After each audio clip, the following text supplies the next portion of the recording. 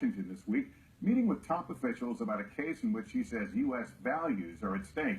Amal Clooney sat down with our Cynthia McFadden in her first American network TV interview. Mrs. Clooney went to Washington this week.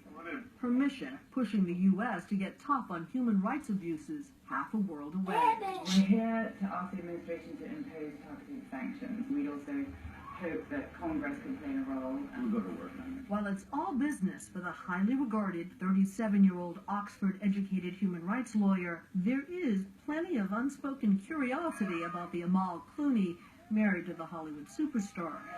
But nobody brings it up, as she and co-counsel Jared Genzer, both of whom are working for free, make their case.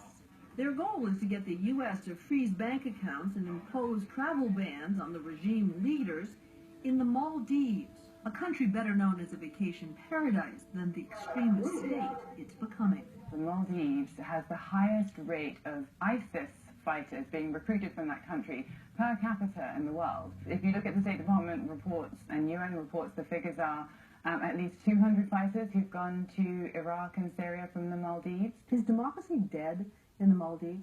Democracy is dead in the Maldives. I mean, literally, if there were an election now, there would be no one to run against the president. Every opposition leader is either behind bars or being pursued by the government through the courts. Including her client, the first democratically elected president of the country, Mohammed Nasheed. He's currently locked up for 13 years on a terrorism conviction the UN says is bogus. In September, just days before she was to go visit Nasheed in prison, the local lawyer she was working with was stabbed in the head. One would imagine that that was in part trying to send a message to you. Do you worry about your safety?